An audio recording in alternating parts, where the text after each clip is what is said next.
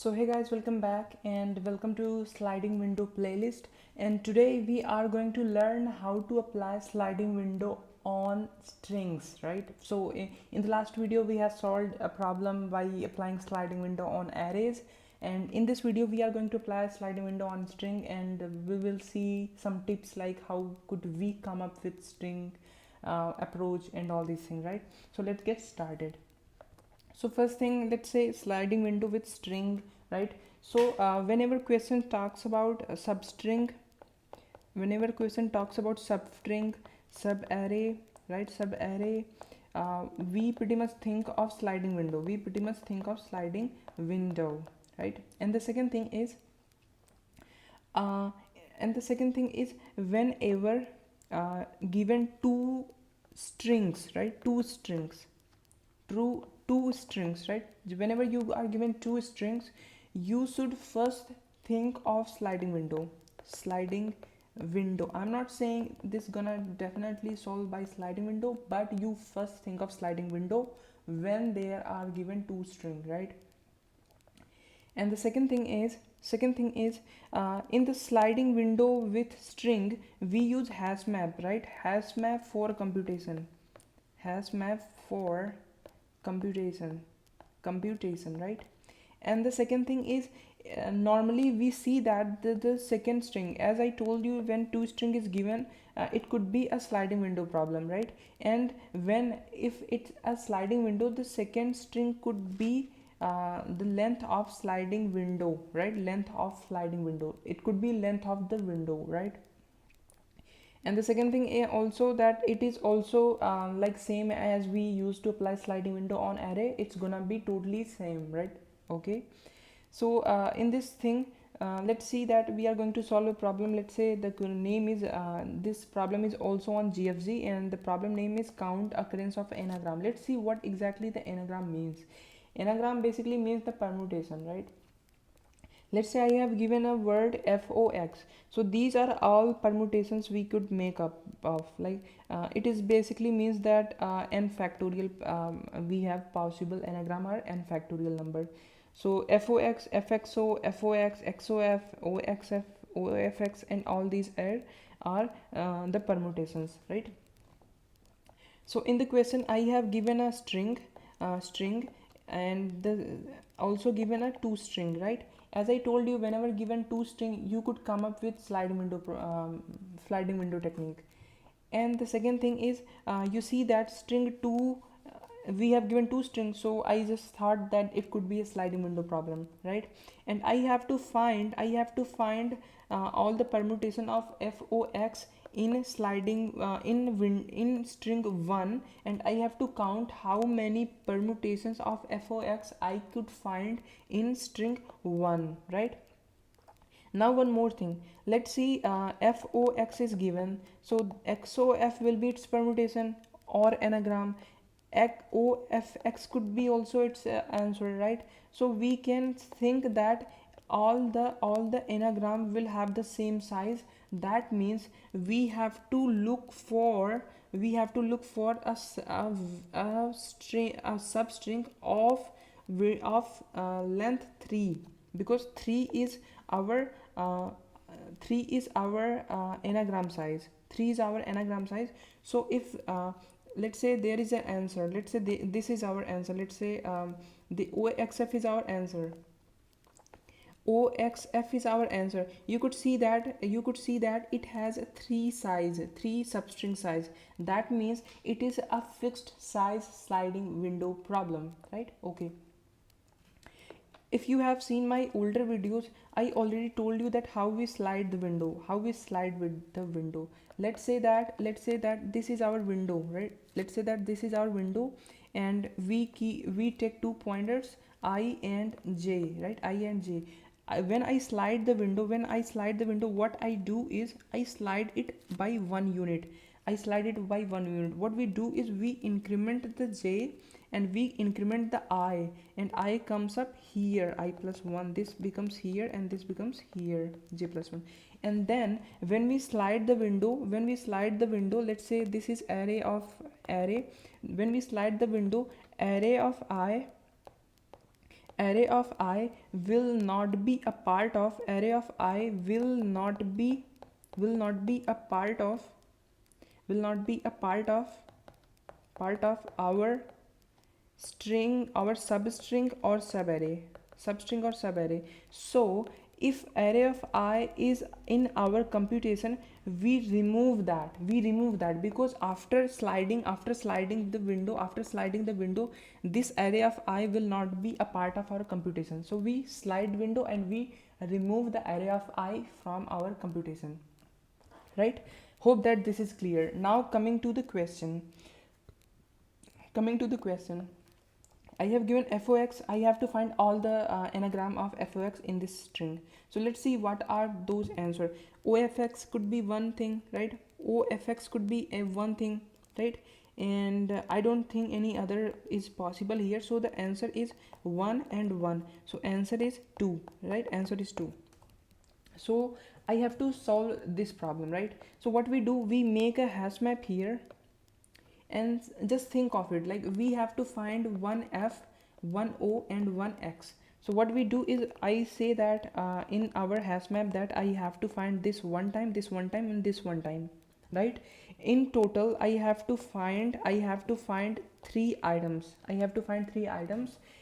Okay. I hope that is clear. Now what I do, I make two pointers, as I already told you that I and j, right? I need two pointers, right? So let's make a two pointers.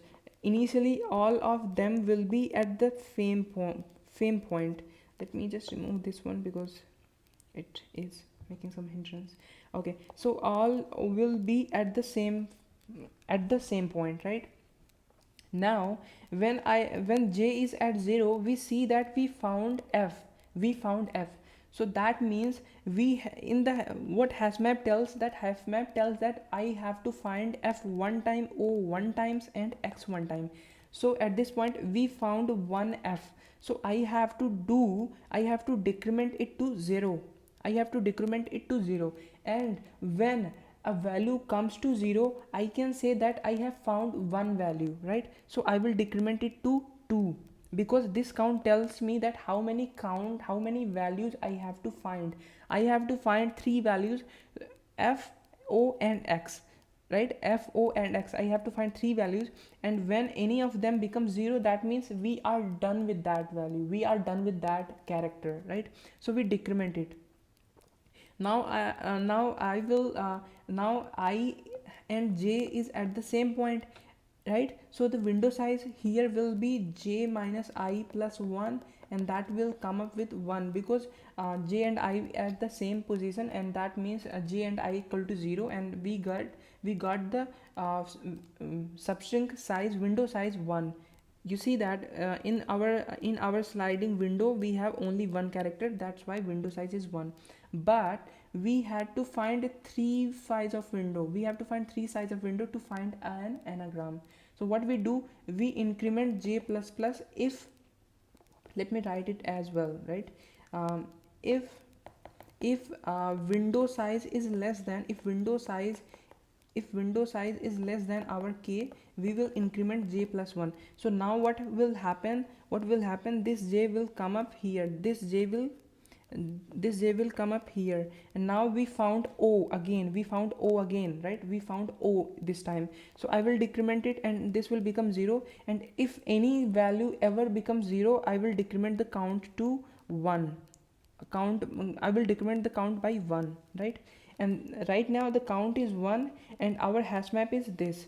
That means count tells us that we have to find one character only, and that is x, because you can see that I still have to find x, because we have found f and o, and x is remaining, and that's why this value is 1, and all of them are 0, because f and o has found, so these values are 0, and we have to find only x. And count also tells us that we have to find only one character more, right?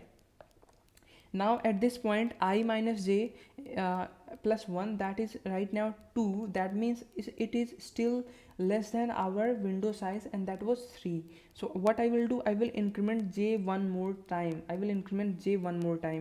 So this time what j will be, at this time j will be here, and we see that this is a, this is not x. If this is a, that means we are not going to decrement anything, because we don't have, we don't care of a, right? We don't care of a. What we do is, now we don't do anything. Now what we see, that we have hit the window size, we have hit the window size, but we haven't found the answer, because count is still 1. If count becomes 0, that means we had found every characters, right? But count is still 1, so we have not found any answer. Now what, once we hit the window size, what we do, we slide the window, we slide the window, we slide the window, right? We slide the window. So let's do the process of sliding the window. What we do, so sliding when the window, right now this j is here, right? So what we do in sliding, we increment j and we increment I, right? And this will become this size of window, right? This will become this size of window, okay? But when we slide the window from I side, let me make this thing much more clear, that when we slide this window, this f will not be a part of our substring, this f will not be our part of substring, but this hash map stores only the computation of our substring, the current window size. This hash map store the current computation of our window. That means if ever I remove any element from our window, I have to remove that from our calculation as well. That means when we remove this f, I will increment this once again, I will increment this once again, because when I remove this f, we imagine that f was not there. So if f was not there, this should be 1, and whenever any values becomes 1, we increment this by 2, we increment this by 1 and the value becomes 2. At this point count is 2, that means I have to find f and x, right? I have to find f and x, I have to find f and x at this point, at this time, right? So this is the whole idea what we do in sliding window, right?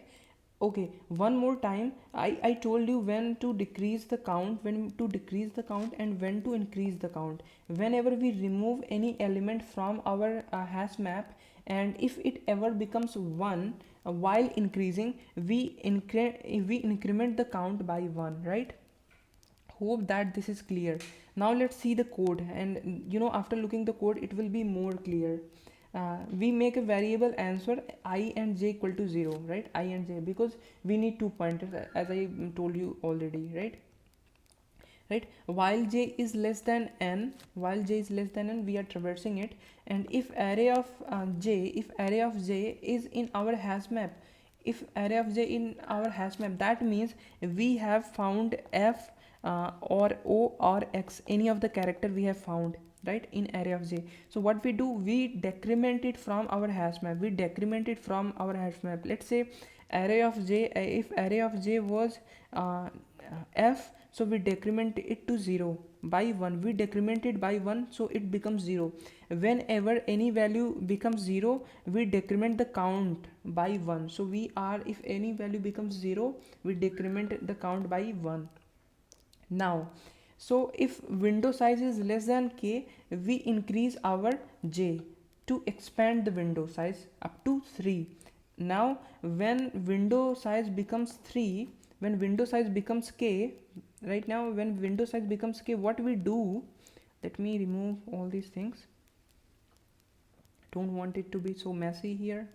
So if window size becomes k, what we do, if count is 0, that means we don't have to find any values, as well as our window size is 3, that means we found our answer, and when we found our answer, if count is also 0, we found our answer and we increment our answer, right?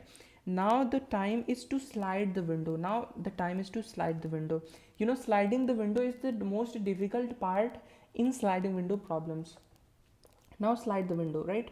So what we do is we increment this I and we increment this j, and when we increment this I, we remove the value of array of I from our computation. We remove this because after incrementing it, this will not be a part of our substring. This will not be part of our substring, so we remove it. So what we do is if array of I is ever in our hash map, we are going to increment it by 1. Why we are incrementing it? Because we are imagining that f was never there, array of I was never there, so that's why we increment it, right? Let's say f will be 0, right? F will be 0, and when we remove the f character from our substring, we increment it once again, right?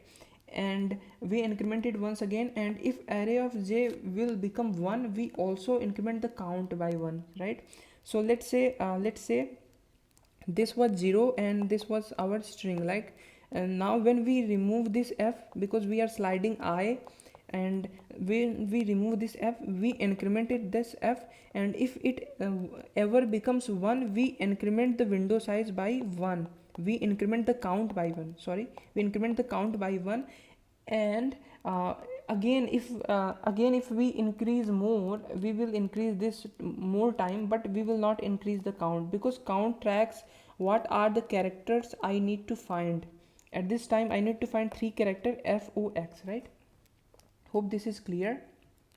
And now whenever it becomes 1, we increase the count tells us that how many characters we need to find, and again we increment the I and we increment the j.